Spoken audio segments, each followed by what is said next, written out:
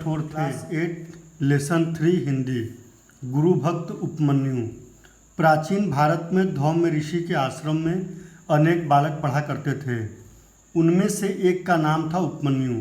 उपमन्यु और दूसरे बालक गुरु जी के साथ आश्रम में रहते थे और विद्यार्जन किया करते थे। आश्रम के नियम बड़े ही कठोर थे। आज्ञाकारिता के विषय में तो बड़ा ही कठिन नियम था। गुरु जी के प्रत्येक आदेश का पालन आंखें बंद करके करना पड़ता था। प्रश्न पूछना या किसी प्रकार का भी शंका करना मना था। इसी प्रकार दूसरा कठोर नियम था आहार के विषय में। आश्रम के विद्यार्थी निकट के गांवों में भिक्षा में पका पकाया आहार ले आया करते थे। वे जो कुछ लाते गुरु जी के आगे रख देते। फिर गुरु जी सबको भोजन बांटते और उसी में से अपने लिए भी निकाल लेते। रोज का यही नियम था। आश्रम के अहाते में फूलों के बाग थे और दूध के लिए कई गायें भी थीं। विद्यार्थियों को 2 विषय सिखाए जाते थे, धर्म और युद्ध कला। जो विद्यार्थी बड़े होकर आचार्य या पुरोहित बनना चाहते थे वे वेद आदि का अध्ययन करते थे और धार्मिक संस्कारों जैसे विवाह, यज्ञोपवीत, यज्ञ, श्राद्ध आदि करने की विधि और मंत्रोच्चारण सीखते थे। जो सैनिक बनना चाहते थे वे शस्त्र विद्या और युद्ध के नियम आदि सीखते थे। आश्रम के गुरु केवल शिक्षक ही नहीं, बालकों के माता पिता भी थे। उनके माता पिता उन्हें गुरु जी की देख रेख में छोड़ जाते थे और वे उन्हीं के समान बड़े प्रेम और ममता से अपने विद्यार्थियों की देखभाल किया करते थे। वे इसका पूरा ध्यान रखते थे कि उनके मस्तिष्क का उचित विकास हो, साथ ही उनके चरित्र का भी उचित निर्माण हो और शरीर निरोग रहे। गुरुजी विद्यार्थियों की आदतों पर कड़ी दृष्टि रखते थे। अनुशासन के विषय में थे तो वे बड़े कठोर थे। एक दिन धौम्य ऋषि ने उपमन्यु को बुलाकर कहा, बेटा उपमन्यु, राजा एक बहुत बड़ा यज्ञ कर रहे हैं। मेरी इच्छा है कि तुम कुछ दिन उनके पास जाकर रहो। तुम उनकी सहायता करना और देखना कि पंडित लोग किस प्रकार अपना काम करते हैं। उपमन्यु खुशी खुशी राजा के प्रासाद का मतलब होता है महल की ओर चल पड़ा। उसे वहां राजा की खास सेवा में नियुक्त किया गया था। उपमन्यु बड़ा ही परिश्रमी और हंसमुख बालक था। इस कारण सभी लोग उससे बहुत प्रसन्न थे। जब कुछ दिनों के बाद वह अपने आश्रम में लौटा वो गुरुजी ने उसे बुलवा लिया। गुरुदेव ने पूछा, बेटा उपमन्यु, क्या तुम इतने दिनों तक उपवास करते रहे? नहीं तो गुरुदेव, उपमन्यु ने चकित होकर उत्तर दिया। मेरी भी यही धारणा थी। गुरुदेव ने कहा, तुम काफ़ी हुष्ट पुष्ट लग रहे हो। तुमने प्रासाद के बढ़िया बढ़िया पकवान छक कर तो नहीं खाए? नहीं गुरुदेव, मैंने प्रासाद के पकवान नहीं खाए। सदा की भांति अपना भोजन गांव से ही मांग कर लाता था। गांव प्रासाद से 3 मील दूर ही तो है। गुरुजी ने कहा, लेकिन मैंने तो तुम्हें आश्रम में भोजन लाते नहीं देखा। उपमन्यु को सहसा स्मरण हुआ कि आश्रम के नियम के अनुसार उसे सारा खाना गुरुजी के आगे लाकर रख देना चाहिए था। उसने अपना माथा ठोककर भूल स्वीकार की और गुरुदेव से क्षमा मांगी। उस दिन उपमन्यु ने भिक्षा में मिला सारा भोजन लाकर गुरुजी के आगे रख दिया। उन्होंने खाना रखवा लिया और संकेत में उसको चले जाने को कह दिया। उपमन्यु सारा दिन प्रतीक्षा करता रहा किंतु किसी ने उसको भोजन नहीं दिया। वह भूखा ही सो गया। 2 दिन बाद धौम्य ने उपमन्यु को फिर बुलवाया। उन्होंने सोचा था कि भूख के मारे वह अधमरा सा हो गया होगा, लेकिन उनको देखकर आश्चर्य हुआ कि लड़का पहले की ही तरह चुस्त और स्वस्थ लग रहा है। धौम्य ने कहा, उपमन्यु, मैंने 2 दिन तक तुम्हारा लाया हुआ सारा भोजन रखवा लिया और तुमको भूखा रखा, फिर तुम तो वैसे ही चुस्त हो। इसका क्या रहस्य है? गुरुदेव, उपमन्यु ने उत्तर दिया, मैं गांव में दोबारा भिक्षा मांगने जाता हूँ। उसका उत्तर सुनकर धौम्य अप्रसन्न हुए। तुमने फिर मेरी आज्ञा का उल्लंघन किया। मैंने कितनी बार बताया है कि गांव से दिन में केवल एक बार भोजन लाया जाएगा। बताया था ना, उत्तर दो उपमन्यु। हाँ गुरुदेव, उपमन्यु ने क्षीण स्वर में कहा। भूख के मारे मैं यह भूल गया था। धौम्य ने गंभीर स्वर में कहा, तुमको ध्यान रखना चाहिए कि गांव केवल हमारे आश्रम की ही नहीं सहायता करता, औरों की भी करता है। उनका कृतज्ञ होने के बजाय तुमने लोभ किया, उनसे दोबारा भोजन मांगा। जाओ, गौओं को चराने ले जाओ और मैंने जो कुछ कहा उस पर विचार करो। उपमन्यु का दंड जारी रहा। वह गांव से खाना लाकर आश्रम में दे देता। उसके बाद वह भोजन उसकी आंखों के आगे न आता। आश्रम में सब लोग खाते पीते, केवल उपमन्यु आकर खाना मांगे, लेकिन वह न आया। आखिर गुरु जी ने उसे फिर बुलवाया और उससे पूछा, कहो उपमन्यु, आज तुमने गौओं के साथ जाने में कोई कठिनाई हुई? नहीं तो गुरुदेव, उपमन्यु ने कुछ हैरानी से कहा, जरा भी नहीं। क्या?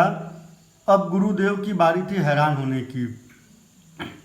क्या तुमने इस अवस्था में भूख पर विजय पाली?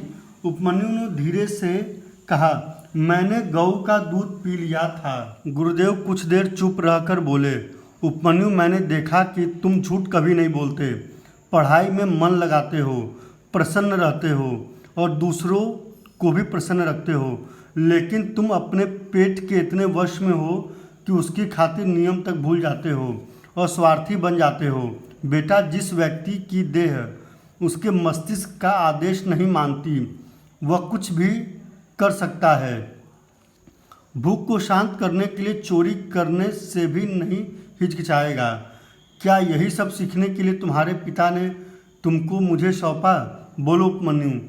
उपमन्यु ने उसी क्षण संकल्प कर लिया कि गुरुदेव को अप्रसन्न होने का अवसर नहीं देगा।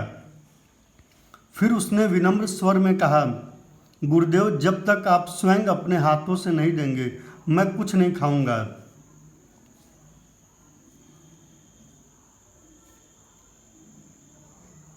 इस तरह वह भूखा रहकर गुरु जी के कार्य में लगा रहा। तीसरे दिन जंगल में जब वो गायों को चराने के लिए गया तो भूख के मारे उसकी जान निकली जा रही थी। अंत में उसने एक पौधे का रस भरे पत्ते तोड़कर खा लिया। वे पत्ते दवा के काम आते थे। पत्तियों की गंध इतनी तेज थी कि उपमन्यु की आंखें जलने लगी। उसमें पानी भर आया और अचानक उसकी दृष्टि जाती रही। वह अंधा हो गया। गिरता पड़ता वह आश्रम की ओर लौटने लगा। अचानक वह एक गहरे गड्ढे में गिर पड़ा। वह बहुत देर तक सहायता के लिए चिल्लाता रहा, किंतु कोई नहीं आया। अंततः वह रोते रोते सो गया। धीरे धीरे रात हो गई। जब काफ़ी अंधेरा हो गया और धौम्य ने उपमन्यु को आश्रम में नहीं पाया तो दूसरों से पूछताछ की। एक छात्र ने कहा, वह गायों को चराने के लिए जंगल की ओर गया था।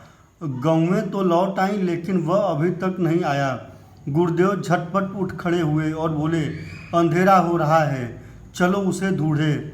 शिष्यों को साथ लेकर गुरुदेव को ढूंढने जंगल की ओर चल पड़े।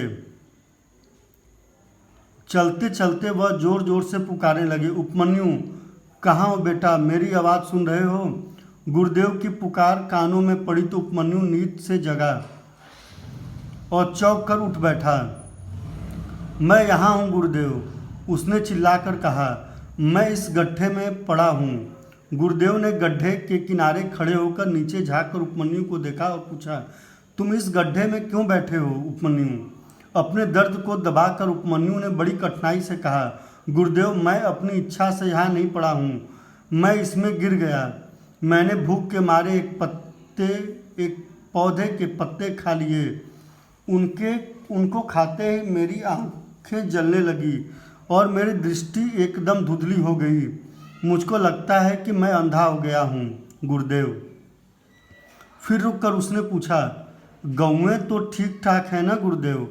उपमन्यु के मित्रों ने उसको आश्वासन दिया कि गौएं सही सलामत आश्रम में लौट आई थीं। धौम्य ने उपमन्यु से उस पौधे का वर्णन करने को कहा जिसकी पत्तियां खाकर वह अपनी आंखें गंवा बैठा था।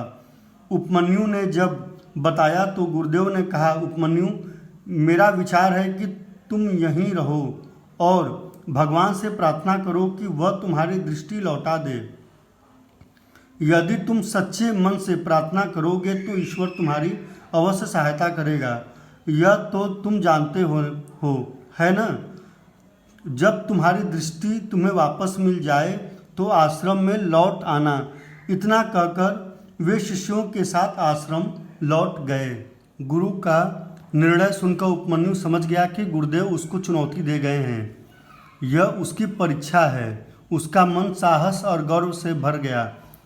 उसने विनय से सिर झुकाकर गुरुदेव का आदेश स्वीकार किया, आसन मारकर ध्यान की मुद्रा में बैठ गया और प्रार्थना में लीन हो गया। उसको किसी चीज़ की सुध बुध नहीं रही। उसकी आंखें मूंदी थी, ओठ हिल रहे थे, उसका सारा शरीर शिथिल हो गया था। इतने में उपमन्यु को लगा कि देवताओं के वैद्य अश्विनी कुमार उसके सामने खड़े हैं। उपमन्यु ने उनसे विनती की उसकी आंखें ठीक कर दे। इतना सुनकर अश्विनी कुमारों ने उसको खाने के लिए एक टिकिया दी जिसमें दवा मिली हुई थी। उपमन्यु टिकिया को मुंह में डालने ही वाला था, अचानक उसको आश्रम के नियम की याद आ गई। उसने टिकिया को मुट्ठी में बंद कर लिया।